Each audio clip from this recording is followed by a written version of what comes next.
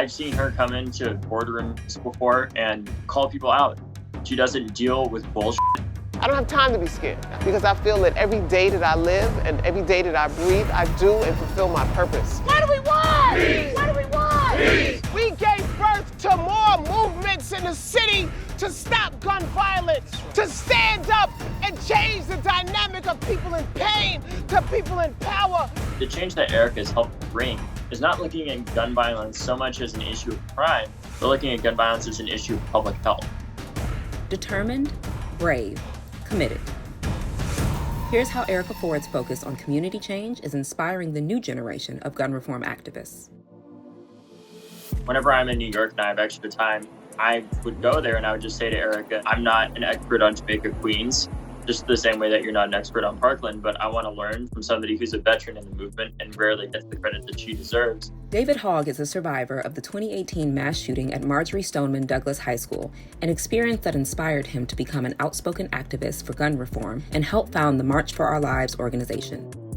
I think Erica's had a major impact, both directly and indirectly, in the gun safety space. She doesn't deal with bullshit. And I think the attitude that Erica had towards her zero tolerance policy for bullshit is part of what helped enable March to be successful from the onset. The organization has raised millions and continues to push for gun control legislation. Welcome to the revolution.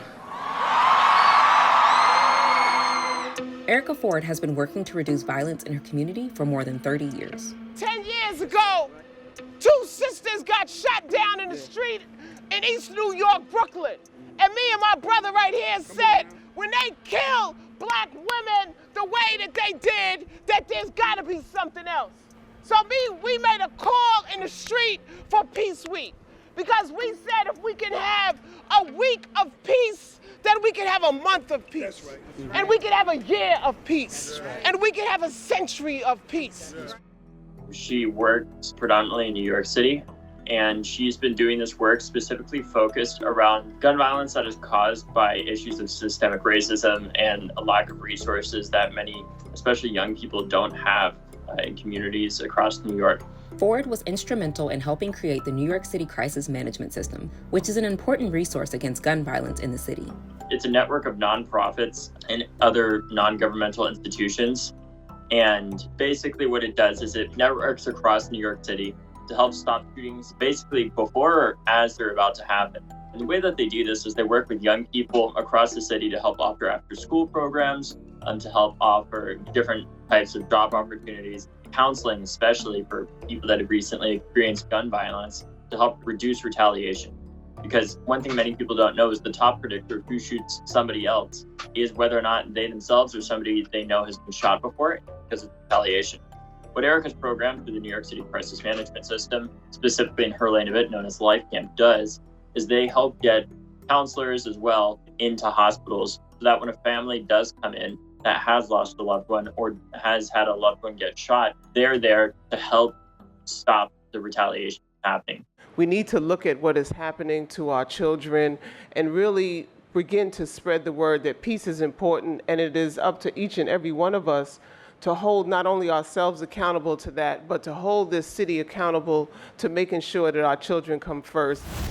Life Camp has been helping communities deal with the impacts of gun violence since 2002 by offering after-school programs and non-traditional therapies like yoga and art therapy, as well as talk therapy and counseling.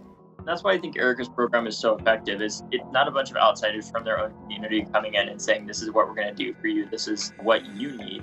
It's the community itself acquiring the resources necessary and allocating them appropriately to what the community itself needs. It really addresses the resource side of gun violence that right now is just not addressed, because that would mean uprooting a lot of systemic problems that people in power, frankly, don't want to address. In 2019, Life Camp acquired a bright orange bus known as the Peacemobile to be on the scene in instances of violence and offer immediate support, including crisis counseling. When you see shootings, there's a police mobile, there's ambulance that go. We want the Peacemobile to go to help families heal, to help communities build back after the trauma of violence. I think the reason why Erica's therapy and individual-based program works so well and resonates with people is because it really gets down to the sole person. Unlike a lot of federal policies, it doesn't paint with an extremely broad brush that misses a lot people. It really targets every single person that has been impacted by gun violence, focuses on getting them on the right track. The change that Erica has helped bring, especially for me and other advocates within the space, is not looking at gun violence so much as an issue of crime, but looking at gun violence as an issue of public health. Granted, there's always going to be some role for law enforcement, obviously, if there's a mass shooting occurring or something like that. Reality is, cops don't get called until shots get fired a lot of the time. And what Erica does and her team does is they get in front of it and they stop those shots from being fired in the first place. All Americans have a right to not be shot, a right to safety. Not everybody agrees on everything that we want to do, but we're focused on that first step of getting something done. We really are not nearly as divided as we're depicted as being. We all agree that no person of any age in any community should be dying from gun violence. It doesn't matter if you're a gun owner, Republican, or Democrat, we agree. We may have disagreements on how to get to that, but there are simple, small steps like funding violence intervention programs that we can agree on and we can get through 50 votes. And we shouldn't let the fact that we don't agree on step 50 stop us from getting step 1 done in the first place. We also need to focus on helping fund the public health interventions into this crisis as much as we can, because this is an epidemic that has been going on in our country for decades. Peace can be a reality for our people, to make sure that our streets can be safe, to make sure that the resources that are needed, that we can get to our people. What do we want? Peace. What do we want? Peace.